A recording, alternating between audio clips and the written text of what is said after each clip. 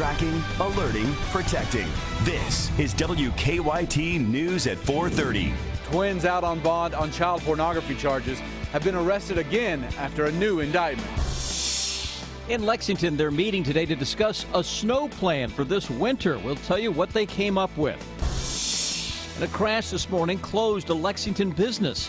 WKYT News at 4:30 starts now. We're following a breaking news alert out of Lexington. Good afternoon. Lexington police say they have arrested 2 people for the city's latest homicide and are looking for 2 other people. This information just come in the last few minutes. Here's what we know right now. 29-year-old Joseph Sledge and 24-year-old Cavion Thomas have both been charged with murder and robbery now in the connection with that man found at Premier Car Wash. This morning, police searched that area behind the car wash on West New Circle Road where the body was found. They believe the victim was hit over the head. Fayette County Coroner Gary Ginn says he found the body partially covered by a blanket. He's still trying to identify the body and a preliminary cause of death. We do know the body is that of a white man in his 50s. As we get more information during this newscast, we'll be sure to pass it on. A grand jury has indicted twin brothers on sexual abuse and child pornography charges. Jerry and Jack Cassidy are accused of sexually abusing young boys dating back to the 1970s while they were leaders of a Boy Scout troop. WKYT's Victor Puente has details. It's our top story at 4:30. Jack and Jerry Cassidy were out on bond until earlier today when they were arrested for the second time in 3 months. A grand jury has indicted the brothers on a number of charges for sex crimes that date all the way back to the 1970s. This first surfaced in August when police were called to the twin brothers' home on Mason Headley Road to assist the fire department with a medical call. According to court documents, that's when police found child pornography and books with logs of sexual abuse. The documents say police also found records of children's personal information, including birthdays and poem books about each child. Investigators believe the Cassidy brothers abused children for more than 20 years, between 1963 and 1985. They believe the victims were between 8 and 15 years old.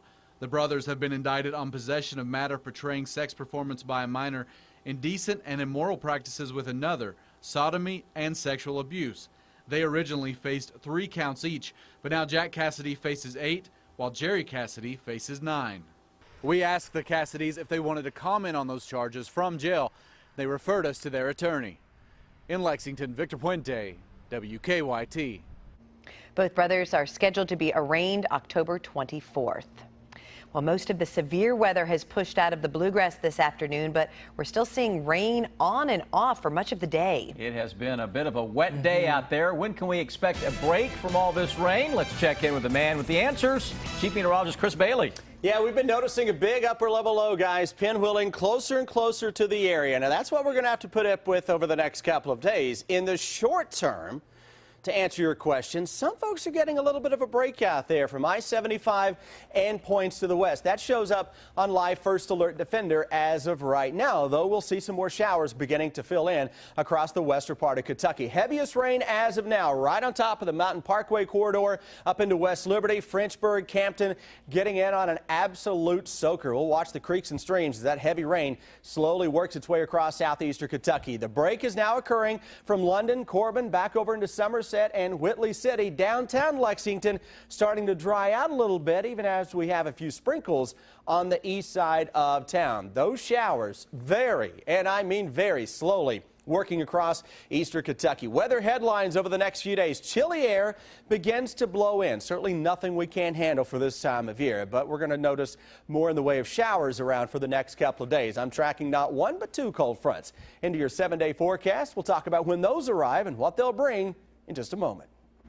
Well, from rain now to snow, the city of Lexington is taking steps to get ready for winter. I'm not ready for snow yet. Some of the ideas discussed include more signage, a bigger social media push, and additional equipment and staffing. Our Sam Smith has more on the preparations for this winter. To be ready for the winter, Lexington leaders met earlier today to discuss what they need to do before the snow starts to fall. The Public Works and Streets and Roads departments met in front of the Planning and Public Works Committee this afternoon to discuss their 2014-2015 snow and ice control plan.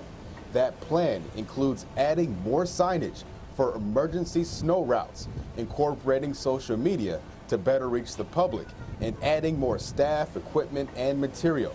But it's all just a proposal at this stage. Another big part of their winter plan includes bouncing back from last winter. Crews were sent out 32 times. In an average winter, they go out 3 to 5 times. The city has enough salt right now to handle 2 snow events, and more salt is on the way that should be here by early November. Officials are confident they can handle this winter. We always each year have to have a meeting in the fall to shore up our not only our communications but our operations plans.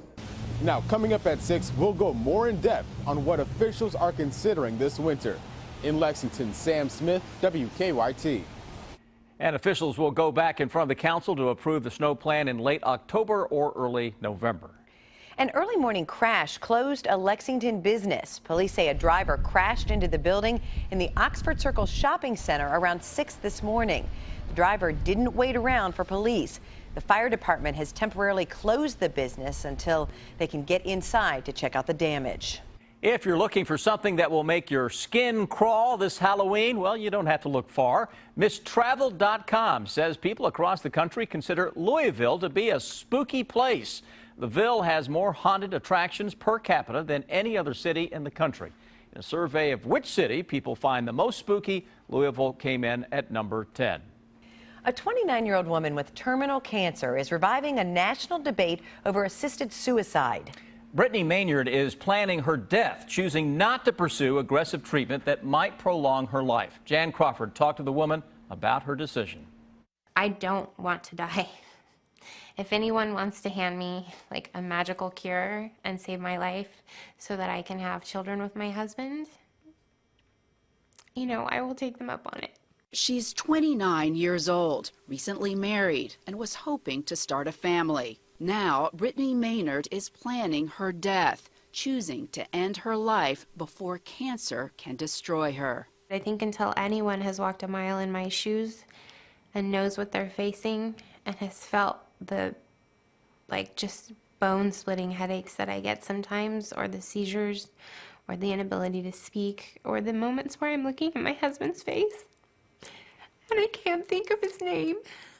Maynard found out this spring she has the most lethal form of brain cancer and says doctors told her she may only have 6 months to live. Her medication has drastically changed her appearance, but she's decided to forego aggressive treatment and die, as she puts it, with dignity. Maynard was raised by her mom, a single mother in Southern California. Early on, I told her it would be my honor to take care of you. Her candor about death has revived the national debate over physician aid in dying. In a recent poll by the New England Journal of Medicine, 67% of healthcare providers said they oppose the practice. Many fear it could be abused in cases involving the elderly and disabled. If I were her doctor, I would certainly try to talk her out of it. I would try to tell her what the opportunities are. But Maynard says it should be her choice, how and when to die. So to the people who would say, well, you're choosing to end your life, that's suicide, you would say, no, it's what? Cancer is ending my life. I am choosing to end it a little sooner and in a lot less pain and suffering. I'm not ashamed to attach my name to what I think is a right that should belong to all terminally ill Americans. I really do. After her diagnosis, Maynard moved to Oregon, one of 5 states where it is legal for doctors to help terminally ill patients take their own lives. The Markey Cancer Center is trying to encourage everyone to keep a healthy diet. They're teaming up with Kentucky Farms to teach people about how to prepare homegrown fruits and vegetables. Our Deanne Stevens is out and about at Rushing Wind Farm with more on the program. Hi, Deanne. Good afternoon from Rushing Wind Farm, where it's simple, they say. It's from farm to table this weekend, an event that's happening on Sunday, really geared for cancer patients, survivors, and their families. Benita McCoy-Lyons is with us, and you are hosting this, and it's all about apples. And we really talk about the importance from farm to table for these patients. Yes, ma'am. It is simple. You just take a knife, a paring knife, and go all the way around the apple. This was an old way in the hills of eastern Kentucky that we used to try to do it. Just peel it and don't let the apple peeling break. You said you did this as a kid, so you've got a lot of experience, you think? My mother would say, peel those apples. See that? It's simple. They say an apple a day keeps the doctor away, and you guys believe that around here. I do, and Rachel would probably be able to reiterate that with some facts. Yeah, Rachel Miller is the dietitian at the UK Markey Cancer Center, and Rachel, you guys do a really nice job at putting these events on for the patients as well as the families. Talk a bit about that and the care that they get and the families that are helping take care of these patients. Why it's so critical for them to attend things like this? Well, sometimes it's hard as a family member to meet the needs of the patient that you're caring for. And so if they can attend something like this, give them a break, it's hands-on, it's easy to learn. Bonita has an excellent, beautiful property, and it's a way for them to be able to kind of just talk and take a break and learn about how to prepare healthy food for their family members. Okay, let's take a look at some of this food because, oh, Bonita, you did that so beautifully. You've got like apple butter and all of these Kentucky Proud products. Absolutely. I've been canning this for years and years, and I've perfected the fact that I don't like it turning brown, so it stays red. And then I have some biscuits for that. We have just tons of different varieties of apples. They're grown all over the United States, but these are my favorite. These are Jonagolds, and they are a mixture between Golden Delicious and Jonathan, and they are such a plump but yet crisp apple. Okay, so tell folks, 4 o'clock on Sunday, right? From 4 to 6 here on Rushing Wind Farm. Okay. Out Ironworks. Out Ironworks Pike, and they can go online to get more info? You can go to UK Healthcare's website and click on Markey Cancer Center, and there's information there about the demonstration on Sunday. Okay, an apple a day, they say, does keep the doctor away, so come on out and be a part of it on Sunday at 4 o'clock here at Rushing Wind Farm. I'm Deanne Stevens, out and about. Back to you guys.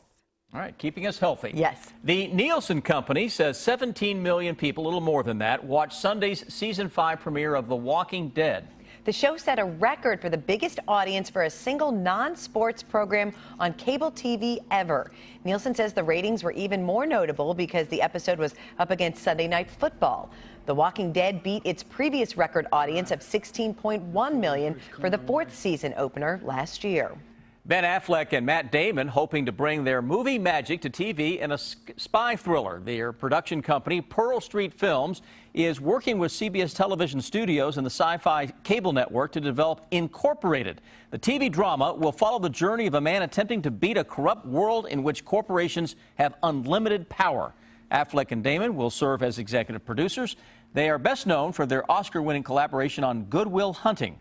Affleck is working right now, starring in the thriller Gone Girl, very popular, the #1 movie at the box office for the 2nd week in a row. Just call her Mrs. Clooney. Kentucky native George Clooney's new wife is no longer going by Amal Alamuddin. According to the website for her London-based firm, she is now Amal Clooney. The human rights attorney and the Oscar winner tied the knot last month in Italy. After a lavish honeymoon, the human rights attorney is back to work. She's advising Greece's government on its bid to win back a collection of Greek marble sculptures. They're currently housed in the British Museum in London. A giant pumpkin, the sun gets into the Halloween spirit, and a cat helps sell a house. It's the video that will have you talking. Take a look at this. Oh my gourd. Check out the size of this pumpkin. I said gourd. It tipped the scales at 2,058 pounds at the annual Safeway World Championship Pumpkin Weigh-Off in Half Moon Bay, California. Broke the North American record for the heaviest pumpkin. The farmer who grew this giant gourd took home $13,000 for his prized pumpkin. So not a bad payday. That's a great payday. We'll take a look at this picture of the so-called pumpkin sun. I saw this on Twitter. NASA explained the sun's active regions, places where more light and energy are present, give the sun the appearance of a jack-o'-lantern. It's a blend of several photographs taken at different light wavelengths and just in time for Halloween. That's cool. One lucky family in Australia has their pet cat to thank for sealing the deal to sell their home. Their furry friend was not originally part of the contract, but then a potential buyer fell in love with the cat. The house would originally have been sold for $2,060,000, but then the potential new owner's daughter fell in love with the family's pet cat, so for an extra $140,000, they added the cat into the contract and sold the home. Would So you sell your pet for? my wife would kill me. But then, you know, if you get to 6 figures, honey, we got to do it. Got to sell it. Yeah. I'm telling you, you're watching. Tough call. Yeah. All right. Much